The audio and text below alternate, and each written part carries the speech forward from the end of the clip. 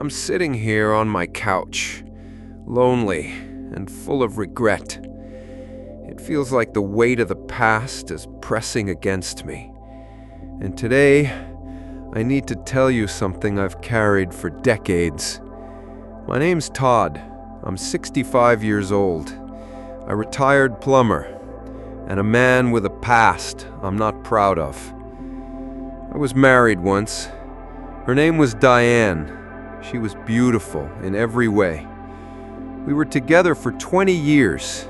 We married young, just 20 years old. It was in Atlanta. Back then, I thought I had my whole life figured out. I thought I knew what love was, and I thought I knew how to be a husband. Diane, she was something else. The most beautiful woman I had ever laid eyes on. Soft brown hair, warm hazel eyes, and a smile that made the world quieter. She was the kind of woman people noticed, not because she tried, but because she radiated goodness.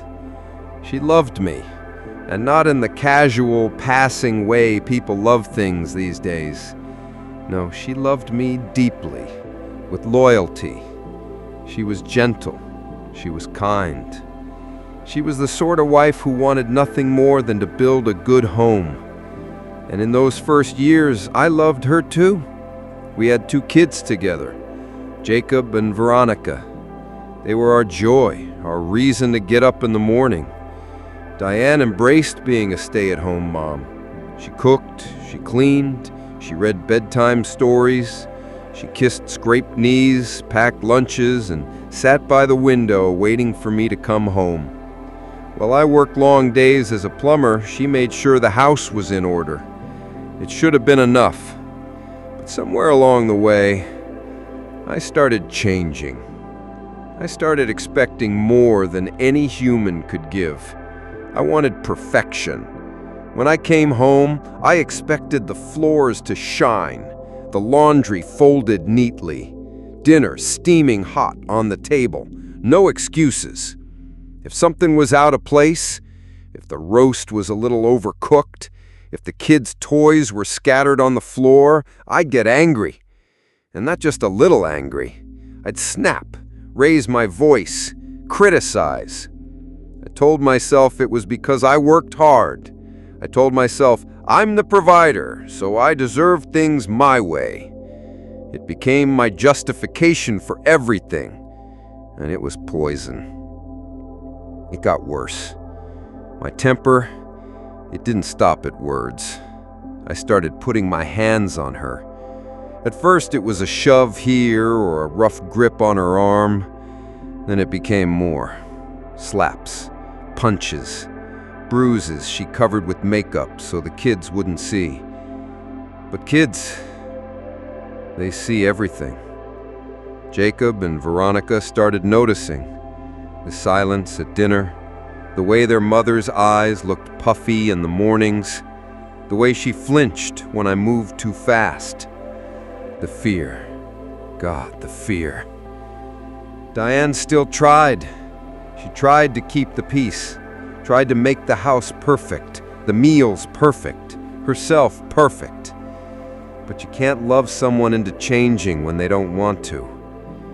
Her sadness became a shadow that followed her everywhere. I didn't care at the time. I was too busy demanding more, being a perfectionist, being a narcissist. And every day, I was losing her. It became a routine. Come home, find something wrong, punish her for it. It didn't matter if it was the dinner, her clothes, her hair. If she didn't look the way I wanted her, if she wasn't in the mood, I'd lash out.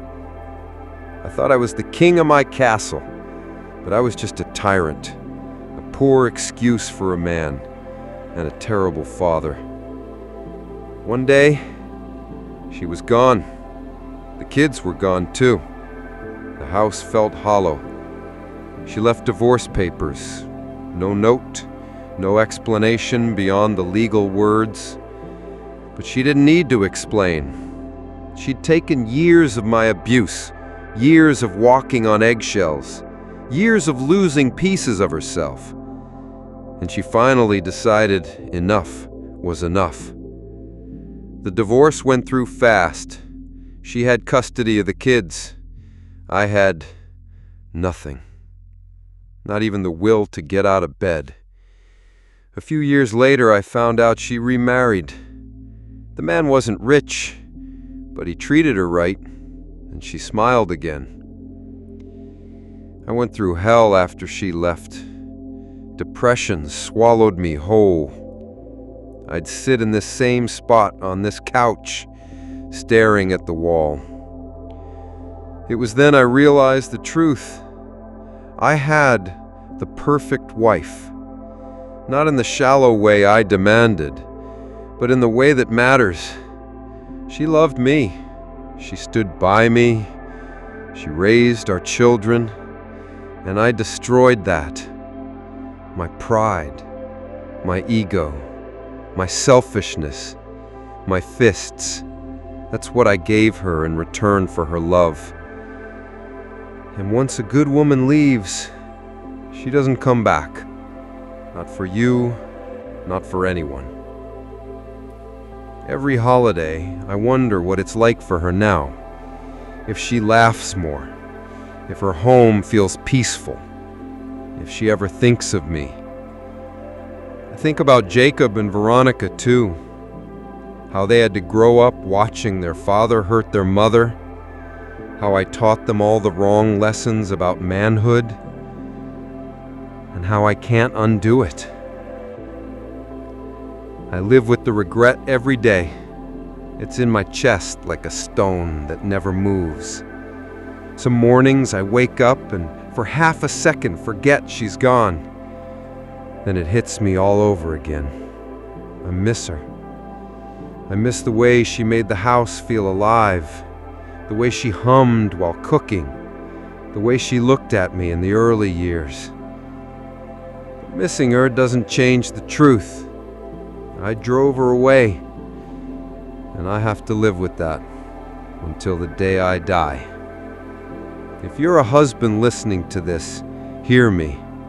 You better appreciate a good wife when you have one, because they're rare. Drop the narcissism. Drop the perfectionism. Drop the unreasonable demands. Stop being a selfish bastard. And for God's sake, never lay a hand on her. Not once. Not ever. Because she will walk away and leave your ass. And when she does, she's gone for good. You'll be left sitting where I am now, with nothing but regret. And trust me, that's a hell no man should ever have to live in.